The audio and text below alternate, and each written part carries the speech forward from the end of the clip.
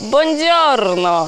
Rozsiądźcie się wygodnie, odpalcie klimatyzację albo wentylator na najwyższe obroty i zróbcie sobie coś zimnego do picia, bo zaraz nieźle się rozgrzejecie. Zapraszam Was na relację z tygodniowego urlopu na wschodnim wybrzeżu Sardynii, ale nie będzie to reportaż z tras dzień po dniu, a raczej mozaika miejsc, widoczków, chwil zachwytu i chwil zwątpienia, a to wszystko rozgrzane południowym słońcem i pachnące rozgrzaną sosną.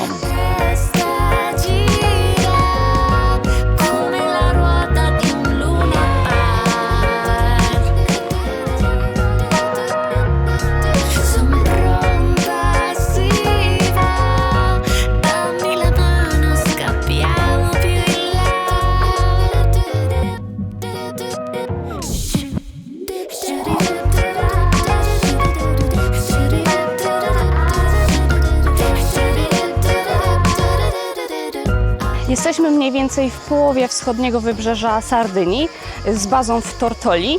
Jest to świetny punkt wyjścia do eksploracji okolicy, czyli Parku Narodowego Góry Gennargentu, Dzikich Gór Supramonte, no i oczywiście do korzystania z okolicznych plaż, bo to miejsce słynie z pięknej i turkusowej wody i z fajnych plaż.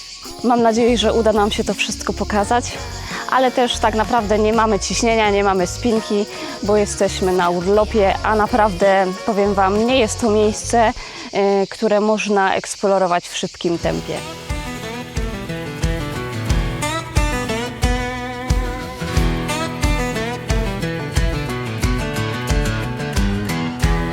Ja zamiast ksywki Aldona tam, gdzie mogę, tam się spóźniam, którą wymyślił Nizioł, powinnam mieć ksywkę Aldona.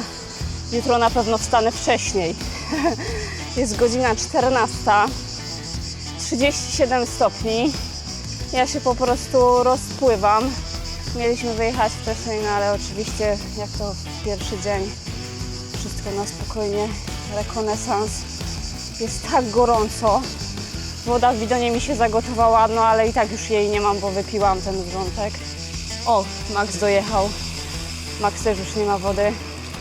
Modlimy się o sklep. Jedyna opcja to jechać szybciej, bo wtedy trochę ruch powietrza powoduje, że jakoś się da przeżyć.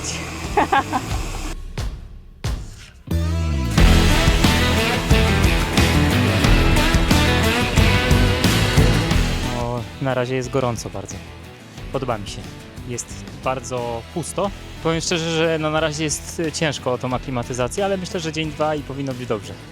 Ale naprawdę jest upał taki solidny, taki jakbym oczekiwał na wakacjach, że będzie to właśnie taki jest. Na razie taki recon robimy sobie tutaj, okoliczny, no i podoba mi się. Trochę jest taki klimat jak na Majorce, w okolicach Palmy. I trochę jak na Krecie, no dużo jest tych zwierząt właśnie, tak, więc jest to taki, tak, jest to taki klimat właśnie takiej wiejskiej, takiej sielskiej wioski, tylko że ciepło. 11 km podjazdu, średnia nachylenia 6%, ale póki co jest skromniutkie 32 stopnie, więc nie przejmujemy się, tak. Ale uwierzcie mi, ten żar, który leje się z nieba, odbiera jakieś 30-40% mocy. Co ty? Tobie nie? Więc ja korzystam ze słoneczka. Ja teraz dalej narzekam na upał. Koniec.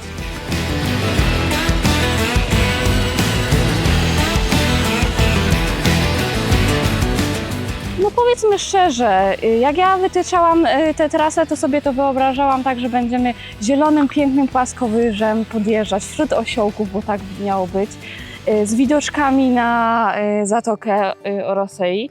No a rzeczywistość jest taka, że my jedziemy wąwozem. Mamy skały po 100 metrów do góry. Pokażmy te skały, widać co tam? No na pewno widać. Jedziemy wąwozem, 20 km na razie. Nie wiem, czy to można nazwać zjazdem, bo to jest tak troszkę z górki pod górkę, głównie z górki, No, i będzie trzeba to będzie wyjechać, nie? Także ja już miałam tyle momentów zwątpienia, chciałam wracać, bo to nie jest trasa w pętli, my jedziemy do plaży do ukrytej zatoczki i z powrotem, więc mamy oboje nadzieję, że będzie warto. No jeszcze 7 km, także dawaj, lecimy. Mówiłeś, że 7 km chyba pół godziny temu. Ja mam No dobrze, wrażenie, pół że po godziny prostu temu, ale cały to czas... było 300 metrów stąd. Kur. Nie, naprawdę to jest jakaś masakra dzisiaj.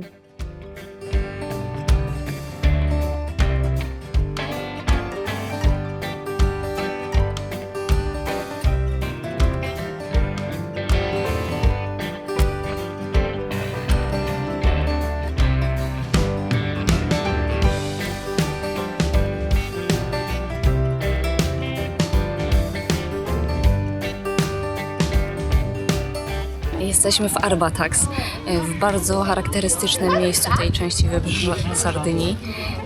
Niedaleko portu w Arbatax są takie czerwone skały, Rocze Rosso. Swoją nazwę zawdzięczają temu, że są... Rosso? Są takie bardziej pomarańczowe, no ale nazwali je czerwone od czerwonego porfiru, z którego są zbudowane. To są podobno geologicznie bardzo stare skały. Doczytałam, że mają około 300 milionów lat. Aldona bawi i uczy. No, To było z kącika geologiczno-przyrodniczego. No tak, bo przeczytałam, że wiesz co, że Sardynia jest w ogóle geologicznie bardzo zróżnicowana. Właśnie dzisiaj w ogóle przejeżdżaliśmy koło takich czerwonych skał i to są strasznie stare skały wulkaniczne z okresu Permu, a potem jutro prawdopodobnie będziemy jechać trasę tam w kierunku północy i tam są z kolei skały wapienne i one powstały w zupełnie innym okresie geologicznym.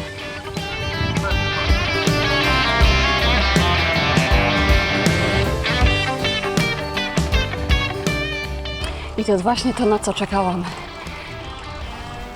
Pusta leśna droga i ten piękny zapach rozgrzanej sosny. To jest po prostu zapach lata. Już mi kryzys trochę minął, bo nawodniłam się, zjadłam żela i można jechać, ale faktycznie miałam taki kryzys, że mówię, kurczę, może to był głupi pomysł, żeby przyjeżdżać na Sardynię końcem czerwca, bo naprawdę to już nie ma znaczenia, czy ja wstanę o 8, bo o 9 jest 30 stopni, potem jest 35. To i tak czy siak jest jazda w upale. No a trasy są takie, że na 50 kilometrach jest średnio 1200 w górę. Więc jak dla mnie to w ogóle nie ma tutaj mowy o robieniu jakichś treningów, bo samo przejechanie takich tras w upale to już jest trening. Jesteśmy na rynku w Tortoli. Papa e fui. Zamówiliśmy dzisiaj tradycyjne sardyńskie danie. Pierwszy raz chyba zamówiliśmy oboje to samo, ale jesteśmy bardzo ciekawi, bo są to tradycyjne pierożki. O nazwie? Culurgiones. Pan powiedział, że tak się to wymawia. Jest to odpowiednik naszych polskich, ruskich pierogów, tak mi się wydaje. Bo farsz jest z tłuczonych ziemniaków ze świeżym serem pecorino, z ziołami. Tutaj chyba będzie to z miętą, bo najczęściej są z miętą. Może być odrobina czosnku w środku farszu. One są lepione w taki charakterystyczny sposób, przypominając takiego kłoska z warkoczem na środku. I podane są zawsze z takim prostym sosem pomidorowym ze świeżych pomidorów i bazylii. No i posypane troszkę serkiem pecorino. Małe te pierożki.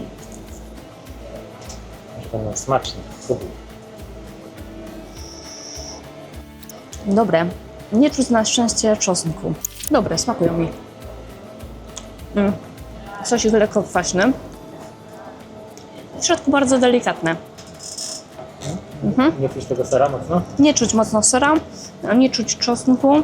Ciasto grube czy cienkie? Cieniutkie ciasto, takie inne niż nasze, bo to ciasto jest z pszenicy durum. Mąka jest z pszenicy durum. Z semoliny. A do naszego jak to się daje? To się daje mąkę? Nie z semoliny? Basie.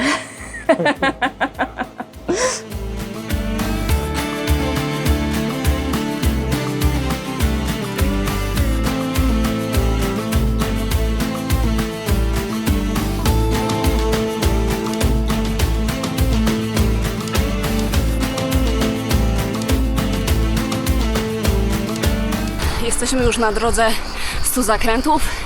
Tak się potocznie nazywa droga numer SS 125, wiodąca z okolic Wybrzeża przez Baunei na przełęcz Jenna Silana i prawdopodobnie dalej do Dorgali. My dzisiaj dojedziemy tylko do tej przełęczy. To jest miejsce, skąd można się wybrać na trekking do jednego z największych cudów przyrody tutaj na Sardynii, do kanionu Su Guropu. Jest to podobno jeden z najbardziej spektakularnych wąwozów tego typu w Europie. Jego ściany sięgają nawet 500 metrów wysokości. Żałuję, że tam nie wejdziemy, no ale oczywiście z rowerem no to nie ma opcji, żebyśmy tam wyszli. To jest park narodowy, trzeba kupić bilet. No i oczywiście tam na dnie kanionu są srogie głazy, to też nie jest wycieczka po parku miejskim, tylko trzeba się nastawić na trekking. No i oczywiście w dużym upale, bo jest 38 stopni, także... Ale jest to na pewno bardzo ważny punkt tutaj do zwiedzania na wschodnim wybrzeżu Sardynii, więc jeśli ktoś się wybiera bez roweru, to na pewno powinien sobie zrobić wycieczkę do tego kanionu. Ja liczę na to, że będą nas czekały super widoki, bo tak naprawdę do drogi tej 100 zakrętów włączyliśmy się powyżej miejscowości Ursulei, więc jedziemy nią dopiero kawałek. Zrobiliśmy najpierw dojazdówkę boczną drogą górską, a prawdziwą wisienkę na torcie zostawiliśmy na koniec, czyli z tej przełęczy będziemy zjeżdżać z widokami na zatokę Golfo di Orosei.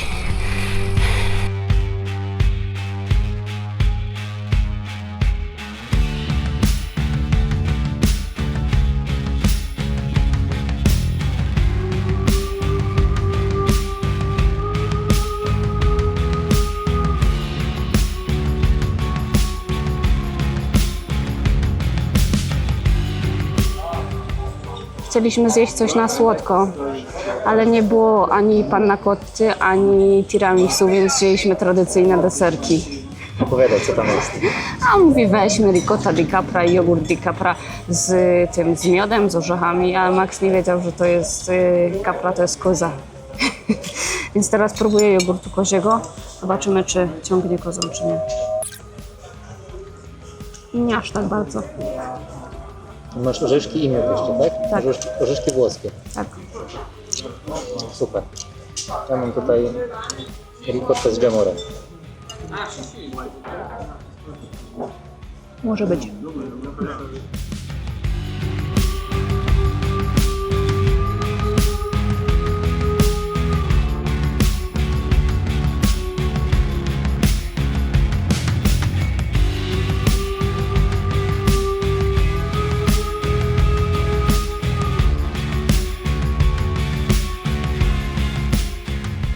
Jadąc przez wschodnią Sardynię, łatwo skupić wzrok na górach i błękicie morza. Tymczasem ta wyspa jest również niezwykle ciekawa przyrodniczo. Tuż przy drogach rosną setki kwitnących oleandrów. Można tu też spotkać bardzo ciekawe gatunki drzew.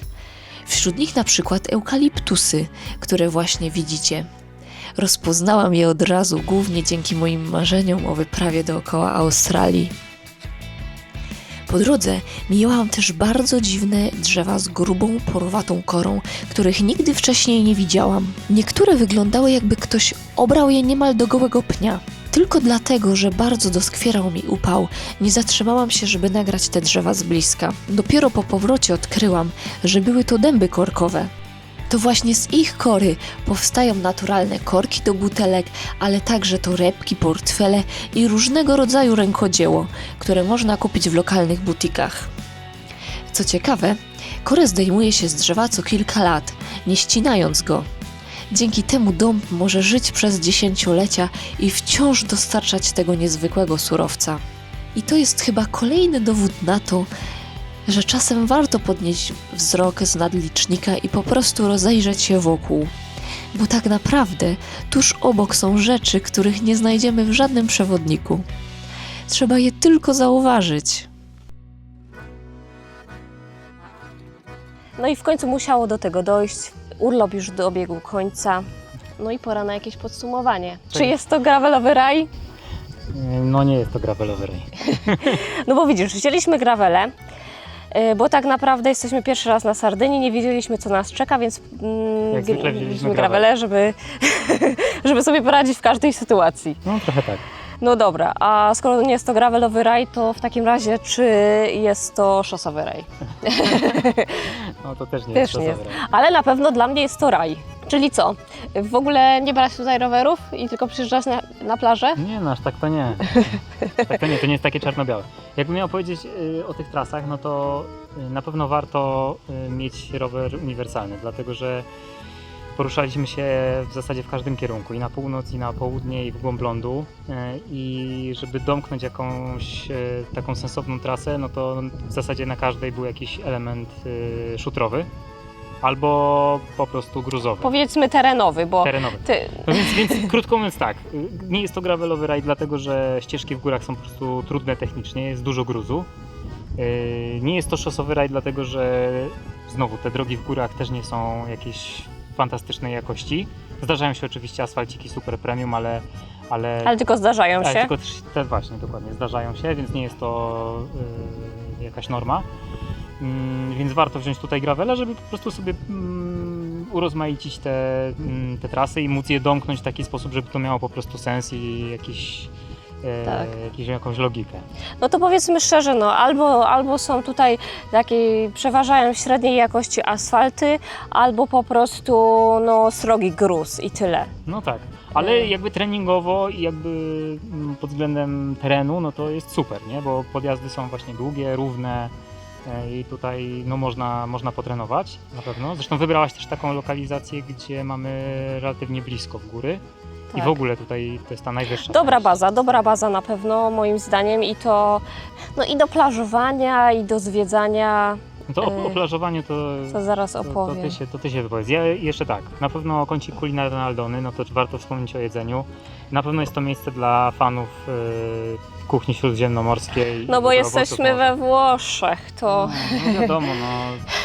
A że jeździmy na Kalmary, rowerze, kretaki. no to cały czas tylko pasta, pizza, pasta, pizza, pasta, pizza, pasta, pizza.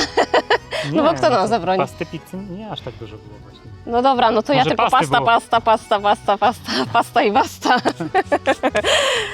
Jest to taki, powiedziałabym w sumie, że mało turystyczny rejon, wbrew temu, co można gdzieś tam przeczytać w internecie. Bo z jednej strony, tak jak czytałam, no to ta część wybrzeża, no to słynie z super plaż, no i faktycznie turkusowego morza. Ale te plaże tak naprawdę nie są dostępne z deptaka i nie ma tutaj takich miasteczek, jak my kojarzymy zawsze nad morzem z folderów, No prawda? nie są to kurorciki. Nie są to kurorty, nie jest to teren taki jeszcze skażony tą turystyką, tą chińszczyzną, Nie ma straganu. nie ma...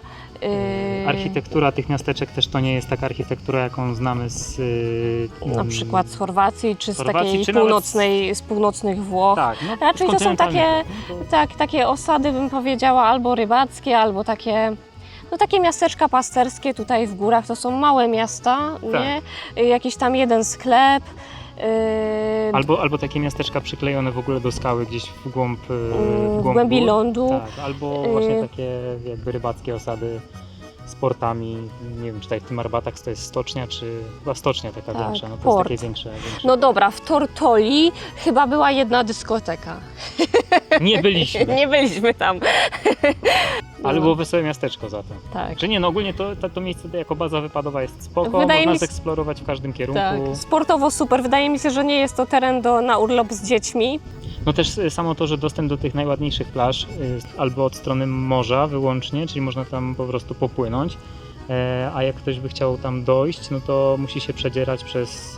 Przez cały ten płaskowyż tutaj, który jest tak naprawdę między Santa Maria Navarrese a Orosei jest taki teren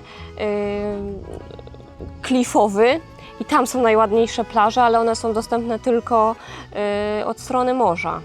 A tutaj na południe od Tortoli też są bardzo ładne plaże, ale dostęp do nich też no, w zasadzie trzeba dojechać autem i tak no, trochę się przedzierać przez takie polany spalone słońcem. Nie? Na pewno nie są to takie plaże, że można mieć apartament 200 metrów od... No nie jest to pobierowo. No, Nie, no nie. Myślę, że kto będzie chciał, to żeby zaglądał na Twoją strawę, bo tam jest pierdyliard tras, które rozrysowałaś i na pewno jest to dobra inspiracja. Aldona ma też taki patent, że sprawdza lokalsów najpierw, więc ktoś, kto będzie chciał tutaj przyjechać, to sugeruję sprawdzić te trasy. W sumie były wszystkie w miarę udane, także ja jestem zadowolony.